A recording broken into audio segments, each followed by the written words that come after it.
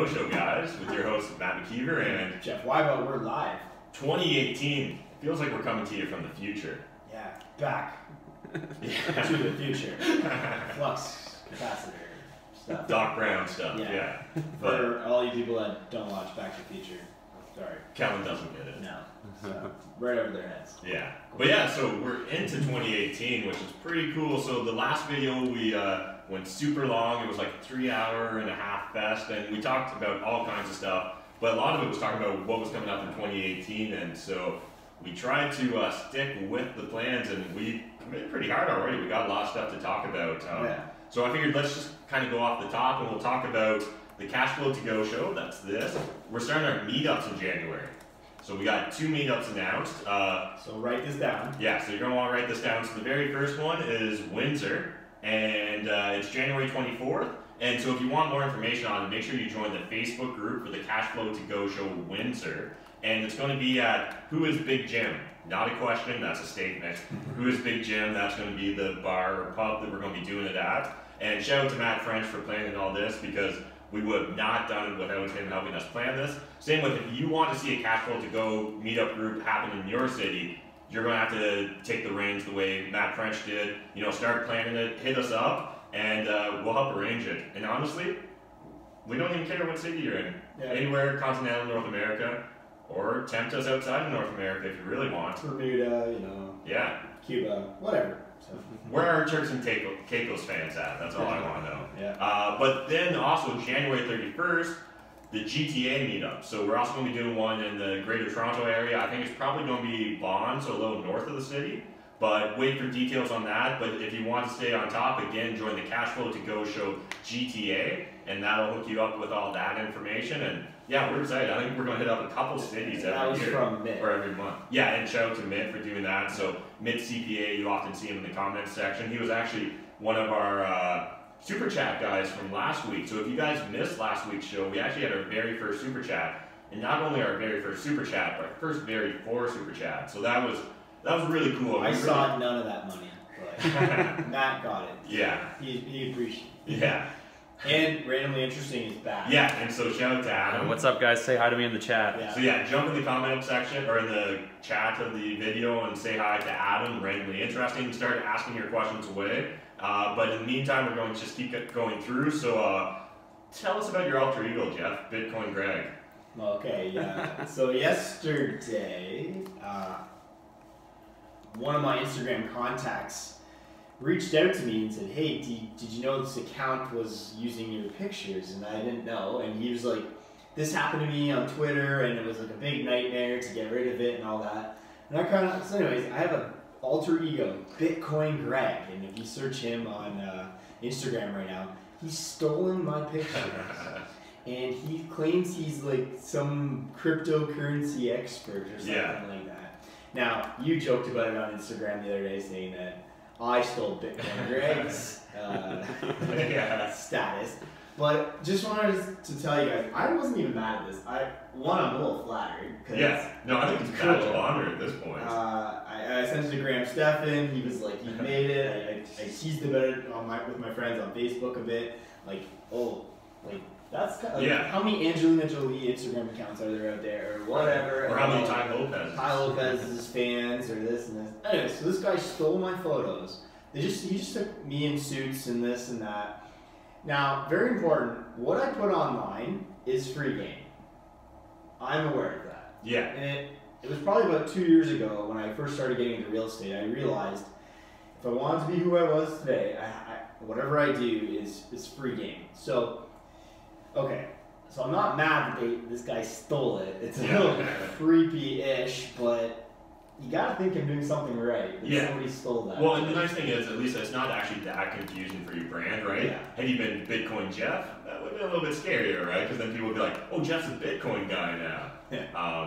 I found that really funny. And he actually had like 1,400 followers. No, he has like 400. Oh, and he was following. I'm crushing Bitcoin Greg in followers, so, which is sad. I'm sure he'll be up and coming this month. So, shout out to Bitcoin Greg. If you guys want to like send your money to him, go for it. Or just spam his DMs. Actually, you can't message him. Oh, you can? I couldn't find the button. I wanted to write. Oh, interesting. You know, I was like, because I'm sure Carlos wants to ask about his hair products. So the way that written down, one of the things, you know, for Carlos, make an Instagram account called Jeff Weibel's Hair Club, and we will plug it. And I want to, by next CashFlow, I want 500 followers a week on that Jeff Weibel Hair Club Instagram account. So, and then just keep tagging me. So. He literally, when you guys were saying that, he just said, "I see both of you're on point with your hair game today." So. Thanks, man. Yeah, you took a while. That's why you had to wait in the vehicle. But yeah, and then also talking about crushing it, approaching 500 subs. Oh, $4.99. So we're gonna do a little thing called sit here live till I get to 500 subs because I'm at $4.99 on YouTube. On YouTube. So all you have to do is go over to www.youtube.com/Jeff Weibel. Not Bitcoin Greg, Jeff Weibel. I'm waiting. Who's it gonna be? What should we give him? Shout out in the comments. Well, I do have 50 ERE books on the way, so. Right. Do you want an ERE book? Get me to 500 right now. Matt, because all his super chat money is going to go And so, like, if you're actually going to be Jeff's 500 sub, I want you to screenshot that and then DM one of us on Instagram, and yeah, we'll mail you a signed copy of the ERE book, so that would be pretty cool. And so, otherwise, I also want to talk about the limo tour. So we kind of teased it on the last CashFlow Go show, but now it's officially live. You can find it on Facebook. So 21 January is Sunday, 11:30 at the office. Yeah, so right here, you can come and see the set of the CashFlow Go show. Maybe we'll do one. 11:30, let me know if you do want our services prior to 11:30 for us to kind of do some coaching. Yeah. Let us know. But at the moment, just 11:30 at the office, we'll go look at all the income properties, hang out, have a fun day. Laugh, joke, do whatever, do what we always do. Yeah. What you see online, hang out with us, and you guys are going to be more knowledgeable at the end of the day anyways. So. Yeah, and like we've talked about it in the past, but like the last one was awesome. Yeah. Top, like I think, what'd you say? We hit like 29? 29 bodies, plus the driver, so call it 30 people. Shout out to Lance, our awesome driver. Driver every single time. All 7, so we're on number 8 now. And what a fantastic day. I never know what to expect, and the public, my attendees, all gave me quite compliments on the day. Well, and honestly, everyone's like making the best of it, right? Like, you know, there's those moments where like the lockbox is frozen, and or you can't find the lockbox. If you're in Southwestern Ontario right now, you know our pain right now. We're about to get dumped on for snow. Actually, sorry, if you're in Florida right now, even they're getting snow at Disney World. But are they actually? Yeah. Oh, I didn't see that. They're walking around in winter coats at Disney World. Oh shit. Anyway, so the world sucks right now. But come hang out on the warm limo tour and. Yeah, no, I think it's going to be tons of fun. So, 21st, Weibel Limo, you know, my Facebook page, find the sign up. I charge like $40 just to cover the day. For now, randomly interesting, we'll just, whatever. Maybe you'll see a link for it, maybe not, just pay on the day, we'll see. We're going to try to streamline that in the future. So. Yeah, we're looking to set up a landing page and do all that sort of stuff. If you want like coaching before, let us know. So. Yeah. And so otherwise, again, you kind of plugged it a little bit on the last CashFlow Go show, but there's a big private portfolio. We also teased it on the last limo tour, so if anyone's limo tour, interested in some of my Instagram stories every once in a while. We got about 12 properties for sale, duplexes, triplexes, fourplexes, mixtures, one single family, I don't think any commercial. Anyways, 12 properties, many units, I think it's 38 units, and then it's got 28 grand a month in rent. Yeah. So 28 grand, 3.2 million for the portfolio. You got to be pretty good pockets to close this because like to actually get financing on 12 properties is not something you're just going to walk to the bank and make this happen. However, all these properties, if somebody could get the 3.2 million worth of properties, almost every single one, you could eventually remove the tenants, renovate it, refinance it, or sell it, and like slowly do that over the next, as your job for the next year. Or yeah, and like there's a decent number that are very variable, like Jeff said. Another interesting idea, and whether it's for this portfolio or other portfolios, if you ever see like a large real estate portfolio that maybe you can't take down by yourself, maybe maybe it's at 12 units or whatever, and you can only afford 6. Like, you can always consider trying to wholesale pieces off too, right? I'm not saying do it for this portfolio, but I'm just saying in general, when maybe you see that random Kijiji ad that says, this landlord's sick of being a real estate investor, he's going to sell the 4 duplexes he owns, and maybe you can only afford 1. But like, reach out to your network, and that's why like Jeff kind of said, you're not going to be able to get financing for this portfolio in 1 week, right? Yeah. And the only way you could possibly get in 1 week is if you built up a huge relationship with your banker, right? Like, and you need to be building those relationships in advance of when you're scrambling to put this together. And the same thing goes for if you're ever going to try and piecemeal or wholesale properties off. You need to be building up your network of people right from the start. Well, in like our 2018 and like late in 17 was think big, right? Yeah. Sorry to say this, guys. Too many people out there are just thinking so small. So I said 3.2 million. A lot of you at home just say, "Well, that's above my head. Right? I can't do that." Or that's a house in Toronto. So just when you ask for money in the world, there's money out there. So yeah, it's the scarcity versus abundance mindset. I actually talked about it on my YouTube channel just yesterday's video. And so like, yeah, you're either going to find problems or solutions to it. And it really does come down to you. And so one other thing we want to talk about before we start answering comments and questions, and jump in the comment section if you want to ask your questions, but just kind of generic questions. So I think a lot of people have just been kind of stumbling upon my channel recently. Maybe the New Year's resolutions. They want to take control of their personal finances. They want to start investing in real estate. I get a lot of these really weird generic questions that I'm not sure. You got to 500. Oh, 500! Shout out! Thanks guys for that. Appreciate it. Tiffany Wagner. Okay. She's in the comment section. She's claiming that she's the 500. Yeah. Well, take a screenshot of that 500 and DM Jeff, and we'll hook you up with a free book. I mentioned, she said that there's no subscriber count, but it just shows that she's subscribed. And when I refreshed, it was the 500. Yeah. So. Right. Well, yeah. DM us. The official We'll make it happen. So yeah, these generic questions, and so like, I don't know how many times in the last like 2 weeks I've got asked, how many properties do you own? And to be honest, I'm kind of curious, like, what's the end goal there of knowing that about me? I think there's a lot better ways to ask questions and try and really engage a person, right? Like, we get up with the same questions over and over and over again.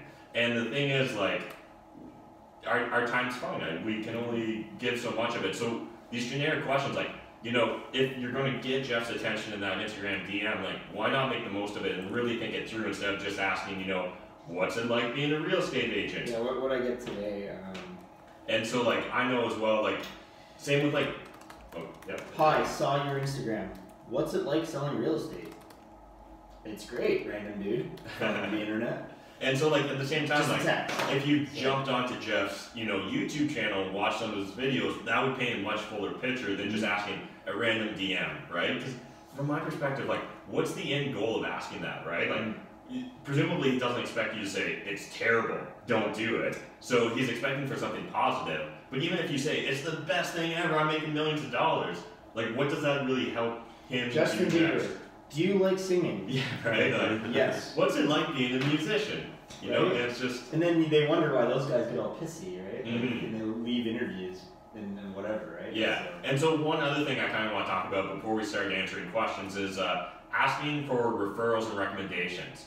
And so, rewind a year ago, start of 2017, we loved giving away recommendations and referrals. We loved helping out everyone in our network, and we still do, but the problem is there's more and more people asking us, and more people that we're referring, and then they drop the ball, and it ends up reflecting on us, right? It reflects on us at the end of the day. That mortgage broker that, we sent 20 fans to go talk to, and then not a single one does a deal, and not only that, but they weren't prepared, or they never actually give the information, or they never step up and really start trying to figure out how to help the mortgage broker help them.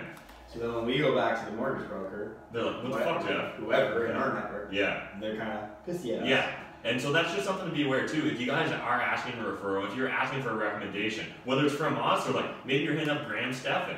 If you're hitting up Graham Stephan for a recommendation and he spends the time to answer that for you, make the most of it, right?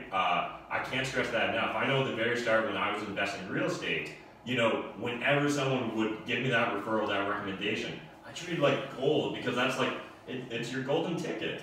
So I just kind of want to point that out before we really kind of dived into the full show and started answering some questions. Yeah, we don't want to burn bridges with our contacts, and I'm sure you don't want to burn bridges with us.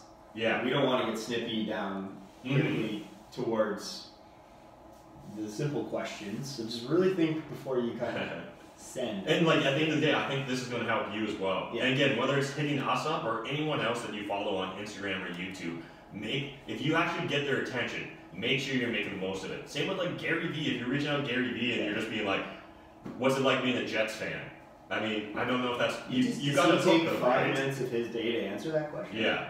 Well, he is a machine, so he might, but he's the exception. But like, yeah, I think that a lot of people just need to think things through further because like social media is this amazing thing where you have huge opportunities to connect with people that 10, 20 years ago, it would have been impossible. So just when you get the opportunity, I hope you guys make the most of it because we're constantly trying to make the most of it as well. And again, before we jump into the comment section, just huge thanks to everyone that was on last week's show. The 4 guys that did super chats, that meant a ton to us. So shout out to... How much was it? $20? $12 we got. And then Michael Vibrant Green also did the Uber Eats and sent us 2 cookies, so that was hilarious. That definitely made our day and gave us a smile. So yeah, I don't know. Adam, what's going on in the comment section?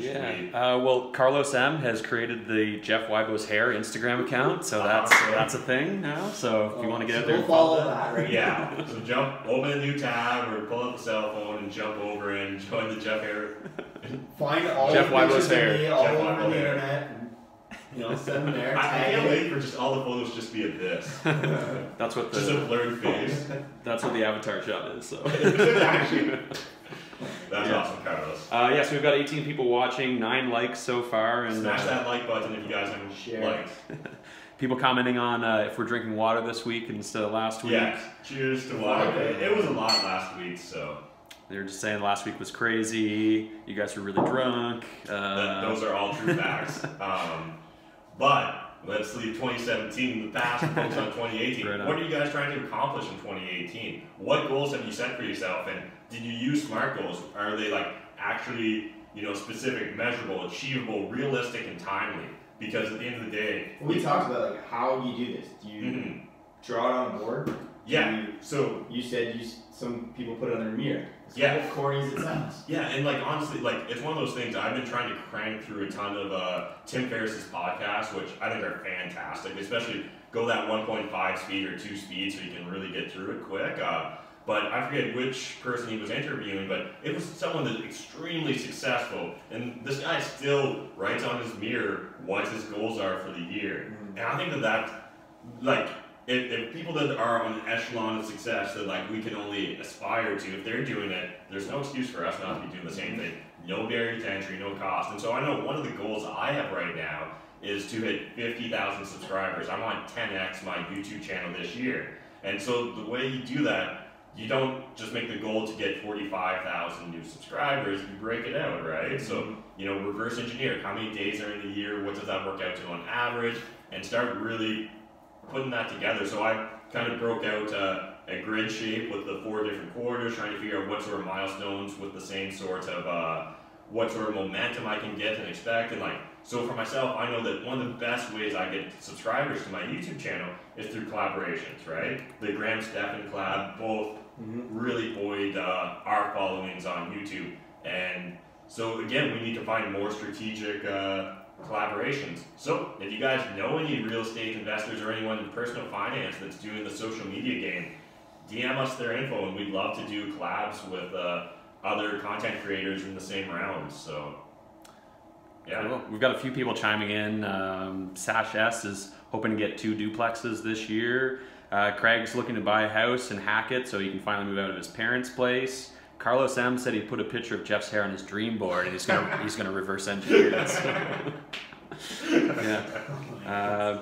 Matt French is going to be burring some properties. It sounds like he just closed on a property he's been negotiating for a shit. while. Oh, Congrats, man. That's Yeah. awesome. What's the details? So. He said he got it 40K under ask, is what he said. Oh wow. Nice. So That's great. And so, for those of you that don't know Matt French, he's the guy that we mentioned that's organizing the CashFlow to Go Windsor meetup. And we met up with him, it was in nicer weather, so it must have been like 5 months ago, 4 months ago. No. Feels like a lifetime ago. It was when there wasn't snow. October. Yeah. So it was maybe a 2-in-1 deal? Pre-LA, I think. Yeah, probably. Like early October. Yeah, so we'll say 3 months ago. And so yeah, again, it was really interesting. He gave us a tour of the whole Windsor city, and Windsor's actually a very interesting market. I think that I'm looking forward to meeting up in Windsor this month just to meet some other real estate investors or aspiring real estate investors, because it's very similar to London. It's just a bit more affordable, so that's kind of attractive. He got 2 semi-detached, so it sounds like he's got the whole building. Cool. Yeah. That's awesome, Matt. I'm really glad to hear that. Right on. Do you guys want to jump into a couple questions? Yeah, let's jump into questions. I got a question here from Doug Fury, 909 Elias Street. Jeff, is this cash flowing? Does it need a lot of work? Not cash flowing. And can you tell me details? I'm in Vancouver. Well, like the rent is about, I want to say 1,500, 1,600, and the asking price is around 250. So. And so refresh for everyone else, I think it's a triplex. Yeah. And so they have some tenants that have been there for quite a while. Yeah, right? they're all paying around $500 and change each. So have you ever gone to the back unit? Yep. Okay. It's actually pretty good. I never got to see it. I know, I went in once. It's not bad. That tenant's actually pretty good with me on text. Oh, cool. That's good. He's been good. Okay, everybody likes to ask, does it need a lot of work or whatever? That's just such a tough question. Like, what are you trying to accomplish? For 909 Elias, if it was me, somehow I would want, unfortunately, all the tenants out and redo it fresh, pretty much, to get the rents up to try it. Like yeah. 900 kind of, because it's in the oldies village, but it's by the tracks. Pretty much, and so like recently I just posted on a private Facebook group I manage for London, Ontario real estate investors something about. They just kind of came out with the statistics for this year, right? So we saw about a 20% overall increase year over year for real estate kind of citywide. The Old East Village, I think, saw about East London saw about, I think it was like 18.6% increase. So we've definitely seen a lot of activity last year for anyone that's not familiar with what was going on in the London real estate market. At the same time, we've seen a lot of pressure on our prices for rents. So there's a lot of demand for rents right now. So like Jeff was saying, those units that are rented out for $500 a month right now, with some lipstick and some strategic renovations, you could probably bump that up several $100s a unit. And some of my strategy on why I listed it around the 250 was because some of our people on the show, Justin and Laura, bought a fourplex in the vicinity there, and it was 4 one-bedrooms. And it sold, it was a private sale, one of our London landlord club people, Lyric, and our London on Fire, CashFlow to Go type people, Justin and Laura. I put it together privately, 4 one-bedrooms. It was a great place. It was all legal, and it was around $300,000. Now even the mortgage brokers were like, "Can this appraise?" And I'm like, "I think so." Every day, I thought it was a fantastic. Yeah, and I know it was on the limo tour. A lot of guys wanted it. Yeah, randomly interested. I was interested. Yeah, a lot of guys wanted it. So there was that. You know, they just weren't seeing some of the comps around there. So then I just priced the triplex at $250, and the seller agreed. So like, but the rents aren't necessarily showing for the $250. So, but it's still kind of like a comp from a fourplex, 4 one-bedrooms. The triplex has like, I think it's 2 bedrooms or 221 or something like that. Yeah, I can't even remember because like. Unfortunately, I can barely get into these places sometimes, and like I'm having a lot of issues right now with all the units I'm selling. So triplex here, duplex here, triplex here. I'm dealing with sellers, I'm dealing with the tenants, and I'm dealing with buyer agents that just do a showing request for tomorrow at 6.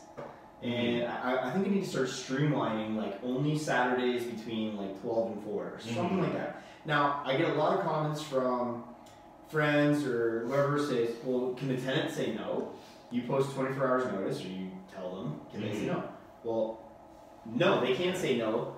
but then there's also real life versus what's written Yes. on a piece of paper. And it's like, sure, let's just start barging in. Now they're pissy. Now they call the landlord. They make my seller's life horrible. Yeah. And then what the seller just says the agent's fault, and then I play this game a lot. So some of these I'd rather just have offline really than yeah, and so I think that's a big point that a lot of us real estate investors can take away from, regardless of whether you're dealing with Jeff's listings or other listings, is that, you know, getting into these multifamily properties isn't always the easiest. So the agent, whether it's the agent that's representing you as a buyer or the listing agent who's representing the seller, please be respectful of their time and the hassle and effort that goes into booking these appointments, because it definitely does take effort to arrange all this, and there's a lot of moving parts and components to it. Exactly. And so, you know, I guess there's nothing wrong with just going to look at a property for the sake of looking, but definitely make sure that you're managing expectations well as making sure that when you commit to something, you execute on it when possible. So like it's 6 o'clock right now, alright? So tomorrow, if you're like, I want to go 6 o'clock tomorrow and check out this place. Well, there's 24 hours notice, right? Mm-hmm. The real world just doesn't work like that. Yeah, well, I gotta get a hold of these people. Exactly. You know, what if it was a giant apartment building? Like, it's like, I get that's the law. Give a bit more time and like be a bit more flexible. Mm-hmm. And maybe I can only get into like 1 or 2 units, and then you know, okay, let's go back to real estate investor. Why are you even going for this showing? If you didn't like the numbers to begin with, if you didn't kind of like figure it out prior, going there is more of a confirmatory on a few things, right? Mm-hmm. You kind of just the lay of the land, see 1 or 2 units. Like you're not going to see. People will offer on a giant apartment building with only looking at a couple of units. Maybe during an inspection, that's very standard. Yeah, you'll see more. Then you'll get to see the more, but like usually that's with kind of an exception. So I'm dealing with sellers that say, well, why can't they just like look at 1 unit and read the numbers? And then I'm dealing with buyers that are saying, I want to like see every inch of the property. Mm-hmm. So I don't know. So there's always 2 sides to the story, I guess is kind of the point. So definitely understand that. But at the same time, the issue is sometimes people get caught up in like being like, you know, they get frustrated or angry, whether it's the seller or the buyer, that, you know, the seller's frustrated that the buyer needs to look a second time through everything, or the buyer's frustrated that the seller won't let them see until they have an accepted offer. Yeah. You know, if someone's setting a set of restrictions on you, if they're limiting your ability to work with the deal, as long as you have an out, work within that framework and start gaining as much information as possible, and then make that decision, I think would be kind of my recommendation. Because going back to a deal that never even ended up happening, but it was a fourplex, it was a private deal of yours a long time ago, there was a seller and buyer that they weren't actually that far apart on the price, right? One kind of Soho thing. And sometimes just like egos, or this is the way I always do it, so I'm not going to do it any different. And this is the way I always do it. I'm never going to do it any different. And it's like, well, do we want to do a deal or do we want our egos, right? I'd rather have the deal, personally. And it's like the seller for the property, like, well, my kid's perfect. My house. Yeah. What do you mean, teacher? And then like the teacher's like, okay, your house has problems, and you're like, nobody wants to listen to it. That's actually, and same with like, that happens all the time with student rentals, right? Where, you know, the student rental properties, whether it's mine or maybe, you know, Dan's or any other student rental landlords, you know, when you're talking to the parents, often the parents are like, oh no, it couldn't have been my child that punched a hole in the wall. That is not my little Johnny. And you're like, Johnny took a selfie of him punching a hole in the, you know, like, you have to understand that like there's reality and then your version or your vision of it, and reality is reality. So like if a seller has these very strict restrictions to say you cannot go through the property unless you have an accepted offer, as long as you're still allowed to have a conditional offer. Right. Okay, so that was private, fine, but the board here won't let me put that right now. Oh right, I forgot about that. So it's like, that's fine and dandy when you're listing a residential property and like you allowed access to it because I'm selling it. Well, but the tenant can't deny you showing. Well, great, but there's, you know, it doesn't work like that in the real world. I just got a bunch of pissed off tenants. Now they're pissy at the property manager, pissy at the landlord. Don't pay their rent. Sounds great, right? It's just causing way more headache.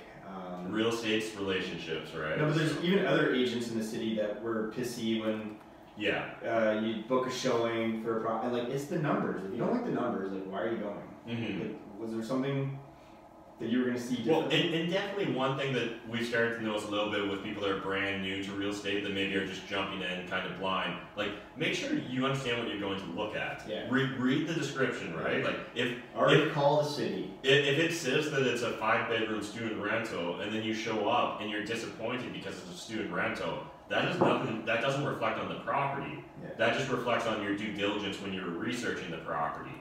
So I think that's something to be very aware of and cognizant too. At the same time, like your time is valuable too. It's not just that you're necessarily wasting the seller or the tenants or your agent's time. Like you should be valuing your time too. If you're not getting value from these showings, if you're just like, Matt told me I had to go look at 100 properties, make an offer on 10, negotiate on 3, and then I'll get a deal.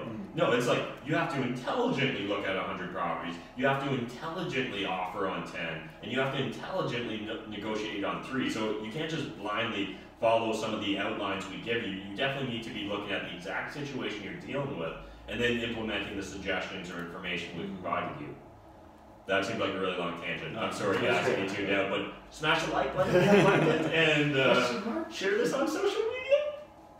All right, next question. So 22 people watching now. We're up to 16 smashes. One more. And we've got a question from Sesh S. If I use a HELOC for a 20% down payment, is the cash on cash calculated the same as if it was if it was used cash for the down payment?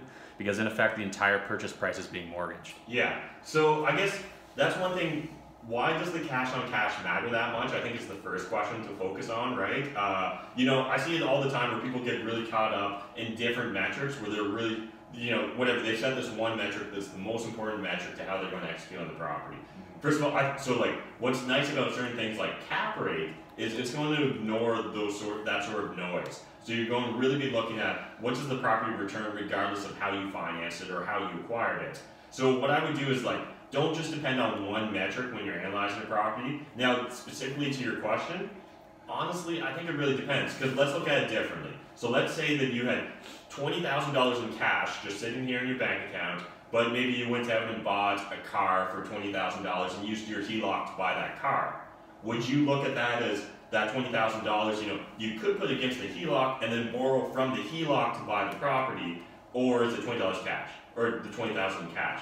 So this is one of those things where you're kind of, in my opinion, and maybe there's something more to the story than what I'm understanding, but a lot of real estate investors we see, they get caught up playing these mind games with themselves where they're focusing on the wrong details, right? I'd be more focusing on does the cash flow meet what you want? Is it giving you the return on investment you want? Cash on cash is great, particularly when you're beginning out in real estate, because cash is one of the more limiting factors, especially if you're not going to be taking on money partners. That's definitely something you want to consider, but I fear that based on that question, you might be getting into the weeds more than necessary. So I would definitely look, is it fundamentally a strong property? Is it meeting all your other metrics? Does it do, let's say you set for yourself a 1 or 2% property. Does it do that for you? Is it cash flow positive? What's the quality of the tenants? Is there opportunities to do strategic renovations and increase the value by maybe increasing the rents and then refinancing it? Because again, you can make an argument, what's the cash on BRRRR if I refinance it all out, right? It's essentially infinite because I get all my cash back if I execute the BRRRR well. Well, that's great in theory, but it's more important, how does this slot in, especially if you're looking to grow your real estate portfolio, how does this slot into your overall long-term plan? I think is a big consideration too. That we see not enough real estate investors consider. So I'm not sure, maybe I just danced around your question, but I think that's good. There's some truth to that. Yeah. Question here from Bill W. Hey guys, I'm meeting with an investor specialist realtor on Tuesday, specifically about the BRRRR strategy in Hamilton where I live. Any tips or questions I should ask? Yeah, so definitely. To be honest, I'm a little curious about what the investor specialist is, but essentially the first thing I find out, what's their average client look like, right? What's the average property they're kind of dealing with? And just don't be afraid to ask questions. Don't be afraid to look stupid when you're doing these first meetings. It's more this person's job to impress you than it is for you to impress them. If that real estate agent isn't impressed by you and decides not to go with you, I wouldn't sweat it. I don't think that you need to just say yes blanketly. Like, we've definitely seen the situation where, you know, certain new real estate investors get caught up with an agent and they just think like, oh, like he's pressuring me to buy, like he's a specialist, so I have to do it. No, definitely like trust your gut and just don't be afraid to ask questions. So I find out, you know, how many investment properties does he own, or has he owned investment properties in the past? That's an awesome metric. Like, yeah, because like there's very few real estate agents that actively invest in real estate, and that's something kind of interesting, particularly when they're telling you that, say, this property is a fantastic deal.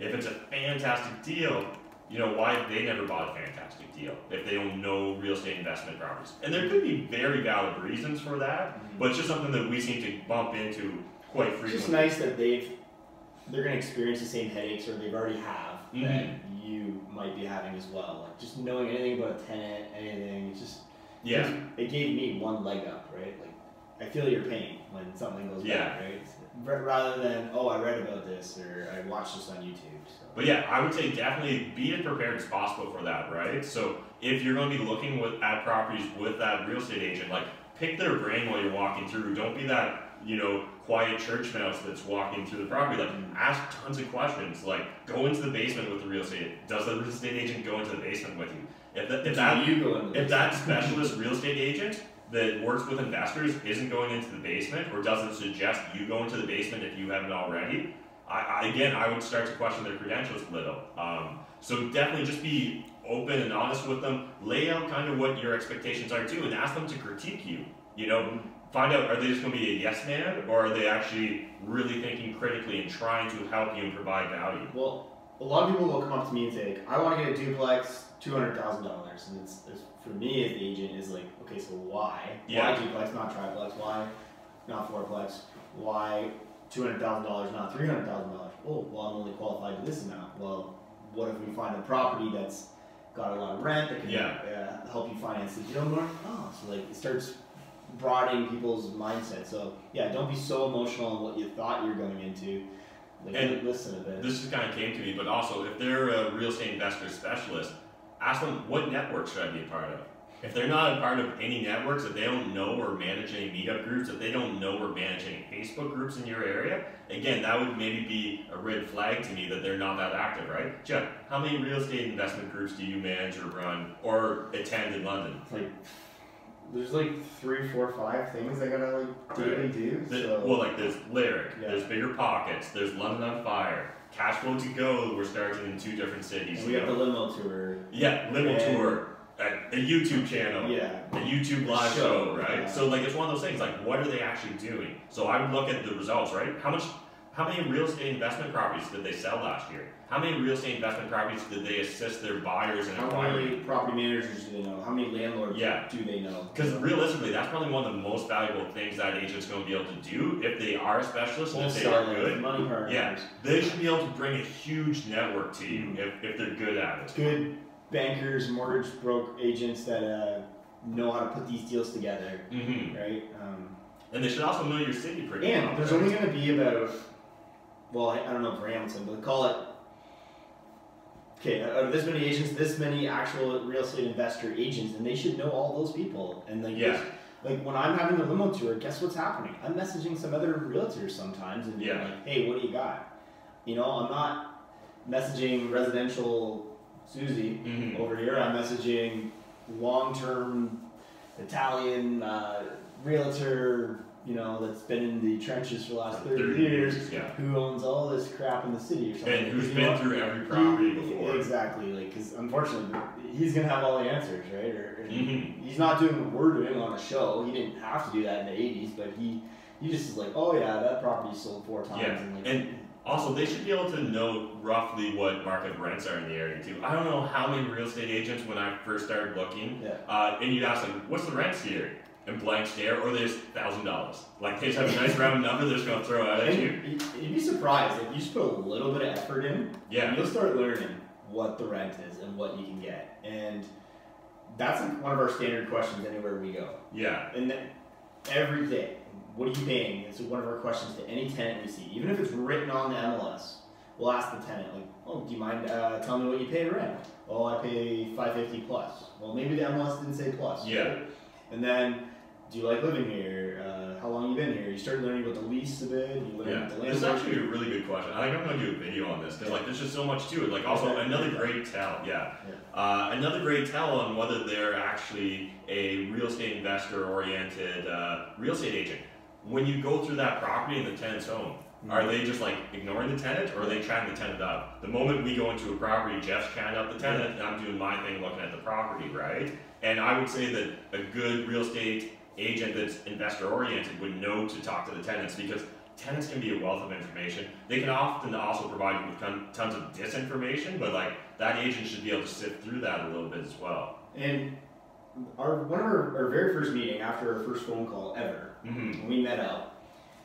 Okay, we both own property, so I'm not sure if this is the case for meeting this new agent, but me and you just had like a landlord chat. Yeah. Not a realtor. We didn't even talk about a single property that was available for sale. We were just like going over this and going like these problems and these funny stories and this and that, and what would you do and what areas you're focusing on, and like the economics of Hamilton. Does he know about like the trains and what's going like GO train shooting into Toronto, and like where you should be buying by the bus stations there or whatever? Is he talking about that, or is he just going to talk about where his next commission check is or the weather or whatever, right? Okay. So then you know you have a real estate investor or realtor right away.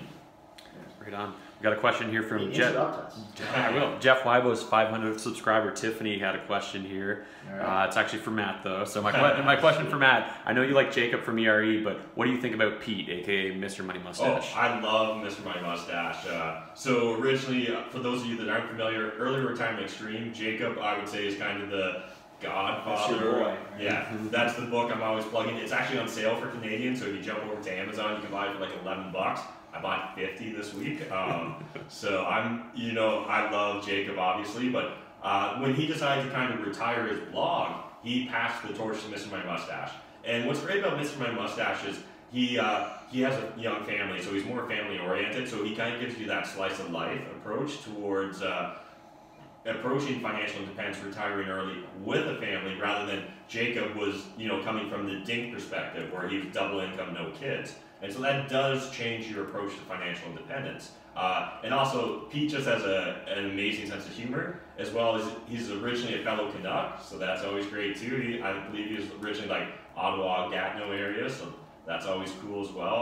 I think he's extremely sharp. Recently, he did a very interesting article on Bitcoin. For those of you that are interested in cryptocurrency, I'd highly recommend you jump over and read it. I don't necessarily agree with 100% of it, but I think it's a very interesting approach and perspective on all the cryptocurrency hype that's currently going on. So yeah, I love Mr. Money Mustache. If you guys haven't checked it out, definitely go over to Mr. Money Mustache and check out his blog. But in addition, both Early Retirement Extreme and Mr. Money Mustache are two of the best internet forums on financial independence and retiring early. The only other one I can think of off the top of my head is, I believe it's like earlyretirement.org, and that was the original, like way back in the day. For Canadians or our fellow Canucks, CanadianMoneyForum.com is fantastic. I think it's .com. It's fantastic as well. That's the original. That was the very first internet forum I was on. If you want to dig really deep, search mathematics, and you'll find some really old posts from me back in like 2010 and 2012. Way before I was doing YouTube, way before I had the real estate. How big were they? Oh, they were working, me. Journal entries. Yeah, they were. So make a tea. Novellas. But yeah, no, love Mr. Money Mustache. Couldn't recommend it more. Cool. Question here from Jonas K. If you wanted to buy a property but all the units are rented, how do you go about getting them out so you can rent out and increase the price? Any advice? Yeah, have you seen The Godfather?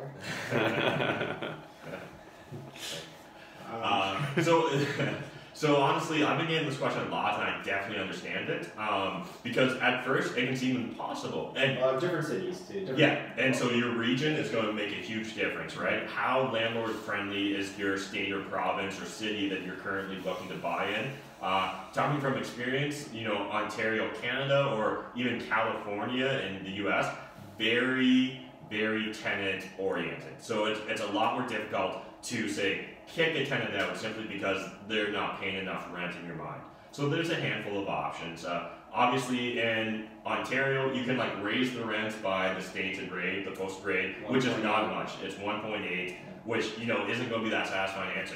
So what it comes down to is you need to negotiate with this tenant. I've talked about it a little bit on my channel, but literally there's been times that I've just said, hey, look, your unit's really dated. The property needs a ton of work. There's even some like not cosmetic stuff, but some structural stuff I'd really like to address. Would you be willing to move out if, say, I paid for your moving expenses and you can move out kind of whenever you want? And not everyone's going to say yes. Let's call that less than 5% of the time. But that 5% of the time, literally all you're out is moving costs. That's a couple $100 to get that vacant unit. You're going to make that up immediately.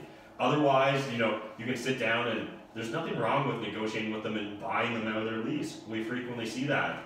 Graham Stephan, a good friend of ours from California, he's offered to buy out tenants before, and like in California, it's on a different level where you're offering like tens of thousands of dollars to buy these tenants out. I believe he's offered as much as $26,000 to one tenant to try and buy them out of their unit.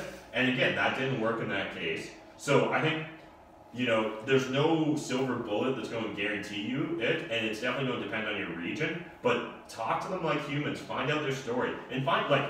If you really want to try and get them out, and at first you're not succeeding with just the simple move, or I'm going to give you $1,000 or $2,000 or 1 or 2 months free rent, make it easy for them to move. For example, a friend of ours, and he's been on the show before, Kellen, when he wanted an owner-occupied situation, in my opinion, he went above and beyond where he reached out to the landlords he knew and said, look, I have a tenant, she seems great, but I want to move into the unit. Anyone else in this neighborhood, she doesn't want to move because of the school district. That was her main pain point. Her main pain point was ensuring that her children's education wasn't disrupted. They didn't have to change school districts. And so essentially, he hit me up. I said, yeah, actually, I have this vacant unit that sounds like it'd be perfect for her. What's her rent issue? And we're able to work it out, and she moved into my unit. And Kellen was able to go in, fix up his unit, get more rent, and yet I was able to get a good tenant into my newly renovated property, and it was a win-win. So don't be afraid to actually look for those win-wins. Otherwise, if you can go in a different route, and some landlords will go in this route, where become a rules expert and find them on a rule that they've broken. That doesn't feel as nice as doing the win-win approach. So I'd highly recommend you go the win-win approach at first, at least. But the other option is like negotiate with the seller. Be like, look, man, I would pay you $20,000 more for this property if it was vacant.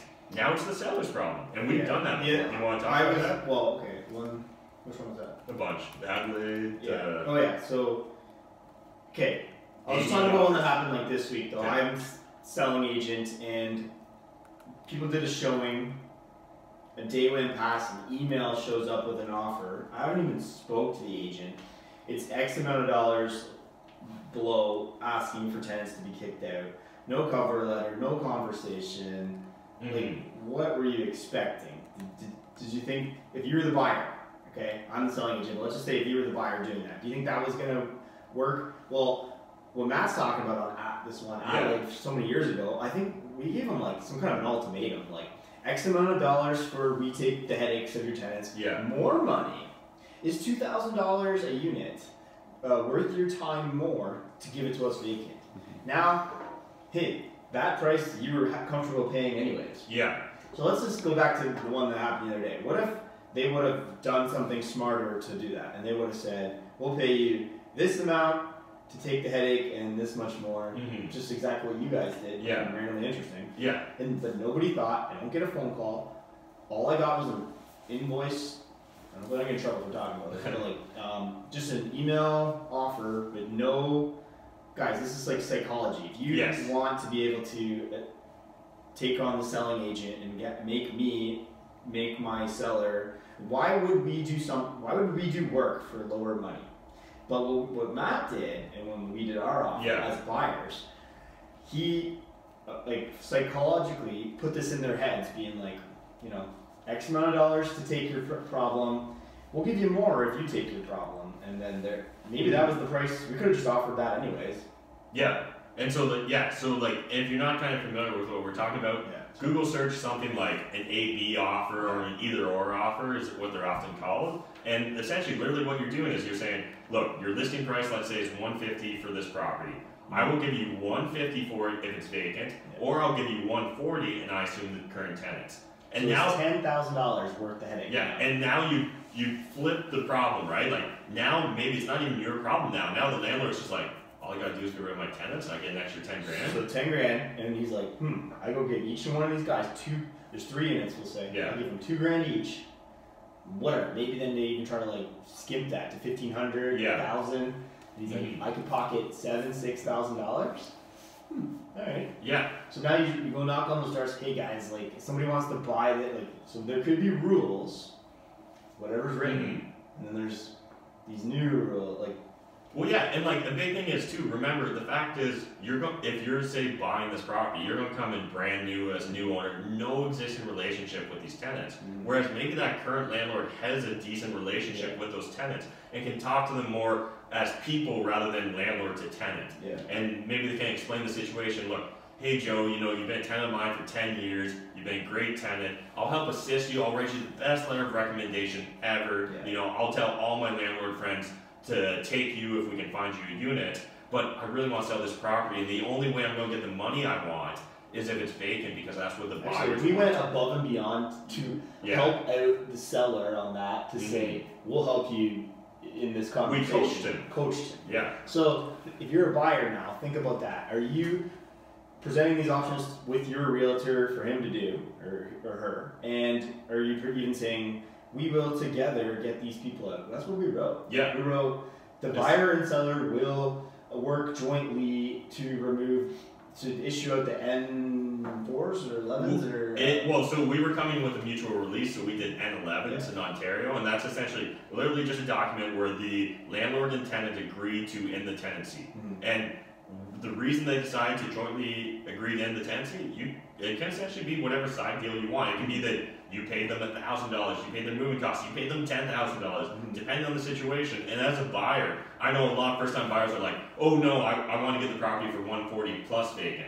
And it's like, is it a deal or isn't it a deal, right? Figure out the metrics behind what makes this a deal, and then make sure you get the deal. Yeah. But don't let just like, you're like, oh, but what if I did both, Like, don't get greedy in this situation, in my opinion. So like, for that triplex that was asked before from the Vancouver guy, do one of those A/B scenarios and put me on the spot. Yeah. to go to my show. I like how that all came back together. That's cool. All right, guys, it's 22 after 6, so we're gonna keep going for a little bit here. Keep smashing that like button. Jump in really fast with your rapid fire Super questions. chat. Yeah, I got 4 questions here lined up. 2 of them are kind of like very similar. So I guess just one question Bill W just had. Are there any new real estate or tenant rules for 2018? Yes. So actually, there's a bunch that just came out. Jeff, are you going to try to call me email? Off the top of my mind, one thing is, what did it have to do with? It was. You pulled it up, and I'll answer a different question. Yeah. Okay. The next question is actually for you, Matt. So another one from Jonas K. I watched your 5-part video, so I'm assuming that's the Burring Elias. Awesome. Thanks. I was wondering, you had that $9K in cash. Are you able to take that out and use the extra $40K in your next purchase, or only the $9K? So I guess just some clarification on what cash you get back on your BRRRR. Yeah, it's been a while since I made that video. We're talking over a year now, but if I remember correctly, I think the way it was, you're going to put in a bunch of money. So let's say you're putting in, your 20% down, as well as, I think in that case, let's say I put in $22,000 in down payment. I put in $10,000 in renovations, 10,000, maybe it was 12,000-ish. But anyways, once it was all done and refinanced, I essentially got all my money out. So you get all your money out. So real nice, simple example, buy a property for $100,000, I'm gonna put $20,000 down on it. 20%, 80% loan to value mortgage, so I have to put 20% down. Then I'm gonna spend $20,000 on renovations. So now I'm $40,000 into the property. The property essentially is costing me $120,000. But let's say the bank tells me it's worth $150,000 now. What happens in that case is I refinance it at that new 80% loan to value, so I'm going to get $120,000, which means I'm going to get all my money out. I'm going to get the $20,000 I put in down payment down, I'm going to get that back in cash, plus the $20,000 I spend in renovations I'm going to get back. Now, if instead the bank had appraised it at say 160, I would get an extra $8,000 out of pocket, like an $8,000 that I hadn't put into it. So I'm going to walk away with, instead of 40,000, 48,000, even though I only put 40 in. And I can take that full 48,000 now and go buy the next property, rinse and repeat essentially. So were you able to find the? Yeah, the Cohen Highly. Yeah. There was stuff about elevator. Oh yeah, yeah.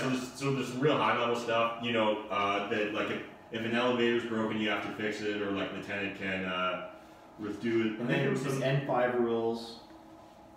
Oh yeah, there's some very specific stuff. You know what? Whoever asked the question, DM myself or Jeff on Instagram, and we'll send you a list of the changes to the best of our knowledge. But at the same time, the way we know about the new changes. I can send you this link to, and maybe you can put it in the chat. Sure. And the reason that we know about these changes is because we're members of all these different network groups, right? And so just make sure you have a huge network of landlords, so that way you don't always necessarily have to have your fingers on the pulse, as long as someone in your crew does. That's all that really matters. What should I send it to? Send it to my, just text me. Text you.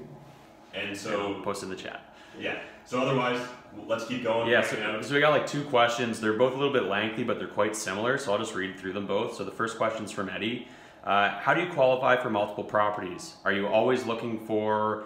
Are they always looking for your income, or is the rental qualify for itself based on, let's say, a 20% down payment? And then Alex had a similar question. I'm looking to buy a 10-plex. 3 storefronts, it's 80% rented, bringing in $5,900 a month. How does the cash flow affect financing and commercial mortgages? So like 2 questions about, I guess how do you qualify for multiple properties, but also like, I guess how the monthly rent can help qualify you. So again, it sort of depends on how you're acquiring the properties, right? Are you buying them in corporation? Are you buying them personally? That can definitely impact how you qualify for it. And again, the information we're going to be providing is based off of Ontario, Canada information. So if you're in a different region, you definitely need to either become an expert about your region's like banking and finance rules, or find an expert in your local area. But so in Canada and Ontario specifically, your first 5 properties-ish these days, you can qualify for just personally, and that's mainly going to be based on your total debt service ratio, as well as the debt service ratio of the property. There's some very specific ratios there, but they're constantly changing, so I'm not going to really dive into the really nitty-gritty, but yes, for the first few properties, if you're buying them personally, you are going to essentially need to qualify personally for it. But the rents that you're collecting are going to help aid you. That's going to help add to your ability to service that debt, if that makes sense. And on the flip side, buying a larger commercial property, once you start buying a larger commercial property, they do start looking at it more as an independent business, particularly if you're buying a corporation. If you're buying it personally, it's probably still going to kind of muddy the waters a bit, but literally, if you're buying a fantastic commercial property in a corporation and cash flows like crazy, odds are the bank's going to want to see you at least give a personal guarantee towards it no matter what. And so for that personal guarantee, they're probably still going to want to see some net assets or some income from yourself, but it's going to become less dependent. So hopefully that makes sense. A couple other options that I don't think enough people know about is the BDC can be a great opportunity too to play around with some interesting finesse opportunities if you're buying those larger commercial properties, particularly if you're going to maybe become a tenant on one of those commercial units yourself. I'm not sure if he's in the comment section, but hit up Mitt CPA if you want to learn more about the BDC. He often handles a lot of that stuff, and just a very knowledgeable guy in general. I just say to get a mortgage broker or banker in your network as well. Yeah. Somebody that picks up the phone, or maybe just really social with you and they come out more, and then you can ask all these questions. Like at the end of the limo tour, we had mortgage brokers there, and guys were just picking their brains. Like you can go way more in depth than what we would be able to answer. So like that's key too. It's like complicated scenarios. Well, and there's a lot, everything is always extremely situational when we're talking about real estate, right? No one's personal financial picture is the exact same as anyone else's, and no property is identical either when it comes to qualifying for that mortgage or that property. So just something to be aware of. But there's nothing wrong with, as long as you're prepared when you sit down, watch my video where I tell you how to impress the bank, and sit down with a bunch of different bankers, a bunch of different credit unions, a bunch of different mortgage brokers with your nice little file folder where you're organized, and say, how can we make this happen? And then go from there. And don't accept the first no you get. Rephrase the question, ask different people, you know, don't take your first no as gospel.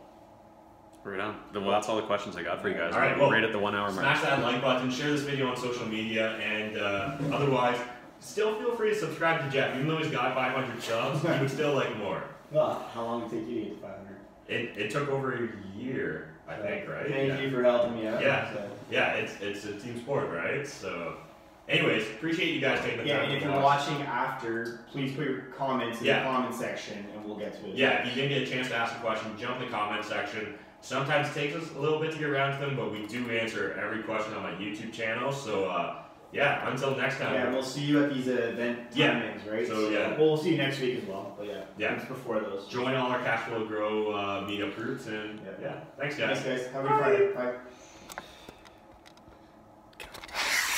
Keep talking. What's up, guys?